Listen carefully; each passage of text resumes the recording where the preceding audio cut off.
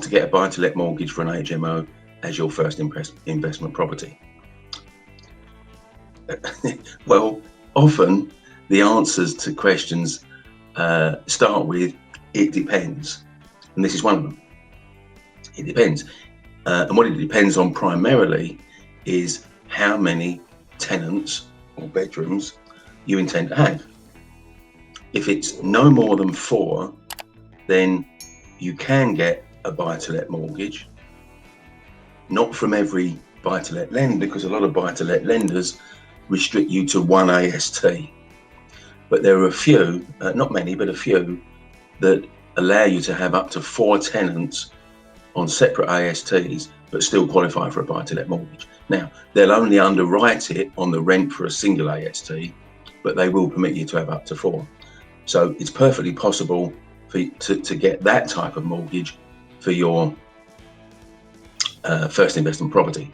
If you're going above 4, it gets a lot more difficult. Not impossible, but a lot more difficult. First of all, you can't get buy-to-let mortgages in the strictest sense of the word. You get HMO mortgages for 5 tenants and above, or 5 bedrooms and above.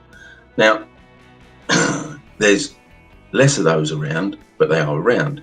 Most of those lenders want you to be an experienced landlord with at least 12 months, or some would be 6 months landlord experience. You haven't got that, so that would be close to you. So probably up to about 6. Need to check on the on the exact latest offerings, but even maybe up to 8 possibly as a first-time landlord. But your choice is very, very limited if you go above 6, and pretty much above 8, no chance. So it's all down to how many tenants you want to start off with. I think there's always this thing about don't run before you can walk, and the lender's point is, how do you know you like being a landlord? You may hate it, and if you hate it, you're going to be looking to bunk out of being a landlord sooner rather than later, and now they've got a problem on their hands. So they'd rather you cut your teeth on something smaller first. So a good way to start is to have no more than 4 tenants on your first one. See if you like being a landlord, and then scale up from there, really. But your choice, but of course. But there you go. That's the answer to your question. Thank you. Thanks, Steve. You've got offer accepted on a 6-bed untenanted HMO for 235k. It's previously been valued at 270 in October. No work needs doing on it. How do I avoid leaving all my money in? How can I get some of my money out? Okay, well, let's have a look at this then. So, when you go to get an HMO mortgage for a 6-bed HMO, so this is not a standard buy-to-let mortgage. You're not going to be able to get a standard buy-to-let mortgage on this because they won't lend on 6-bed HMOs. So it's going to be a specialist lender that does HMOs. Now, in the main, they would want you to have it tenanted when you buy it. So, in other words, no tenants equals no mortgage in most cases.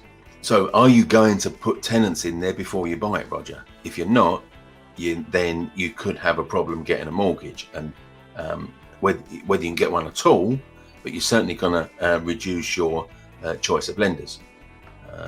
Now, so that's the first thing. Are you proposing to tenant it before you buy it? Because to get a mortgage, it's got to be tenanted with most HMO lenders. No work needs doing on it. So now the other point is that mortgage lenders at the point of purchase base their lending on the lower of the purchase price or value. So you're most likely going to have to put in 25% down, which is going to be 50, 60 grand, isn't it? How do you avoid leaving all your money in? Well, that's a difficult one, because what are you gonna what are you gonna say to a mortgage lender when their valuer comes round to say, oh, it's worth 260, 250, 260, 270, and they're going to say, oh, that's very interesting, Mr. Dean. So we notice you paid 235,000 for this. So what have you done to the property that's added value? So really, you're going to struggle to avoid leaving all your money in. Yeah, because whoever's converted this property to a 6-bedroom HMO is the one that's more likely to get their money out. So following my previous question, as the 6-bed HMO is untenanted, would it be best to buy this as a bricks and mortar residential house on a bridge and get it valued as an HMO? Okay, you could be shooting yourself. It's quite a long question, so I disappeared. I'm still here. The premise and supposition there, Roger, is that a 6-bed HMO is ever going to value on anything other than bricks and mortar, and that's by no means the case. So the reality is that unless it's in an Article 4 area, unless it's got 7 or more bedrooms and therefore has to have planning permission to run as an HMO of that size, then the likelihood is that you're never going to get anything other than the bricks and mortar valuation on it anyway. So because up to 6 bedrooms you can convert, unless it's in an Article 4 area, which means you can't, you can convert a standard property into a 4, 5 or 6-bedroom HMO using permitted development rights. Now, that generally means that unless you've done a particularly extreme conversion, that its basis for valuation is bricks and mortar. So therefore, if you buy it on bridging and get it valued on bricks and mortar, and then it only gets valued on bricks and mortar at the back end, you shot yourself in the foot, because now you've just incurred the cost of bridging with no uplift. Bought a 4-bedroom house, 200k 2 years ago with a bridging. Okay, made it into a 6-bed HMO, all en suite, gross income 3,100, bricks and mortar value 280 to 300. Okay. Would I be able to get a bigger mortgage if I had a commercial mortgage? Possibly. You might, Anthony. That would depend entirely on what the commercial value was. Now, how would you know that? By engaging a commercial RICS valuer to tell you. And they would they would give you that information, and then if it's more than 280 to 300, then you could do that. Yeah, absolutely. Are you still on a bridging loan after 2 years, Anthony? Because that's going to be a bit costly. Hey, if you need any help, happy to help you with that. What are the pros and cons of HMOs? Currently have 2 single lets and branch out. Constantly hearing bad things, little unsure thanks to the weekly vids. Weekly vids, no problem, happy to do that. That's this Q&A and also the YouTube vids. Quite simply, let's put it down into there are multiple factors, but the pros and cons of an HMO, let's boil it down to the headlines. Okay, the pros in HMO is that you can, by renting out the room by room and not the property as a whole, you can make more rental income. I was doing this years ago, before we even called them HMOs. I was renting out by the room, and yes, you get more rent. Okay, but you get more costs.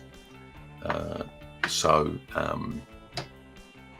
you have to, things like you've got to pay the bills for the tenants and that type of thing. That's the students, and it's also got to be full.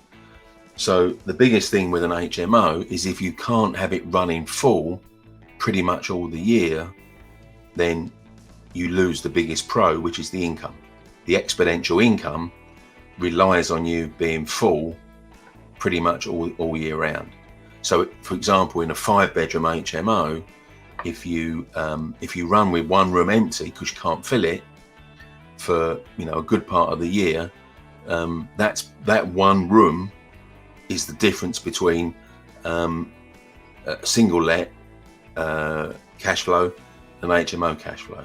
I mean, if you've got a 12-bedroom HMO, I mean, it's different.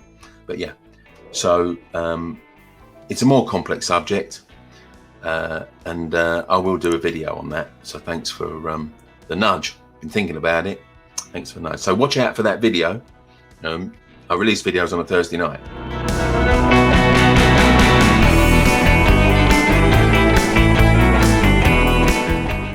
If you enjoyed watching this video, did you know every Monday morning at 8:30 I do a live Facebook Q&A. So if you want to start the week with checking out some answers to your property finance questions, click the link here.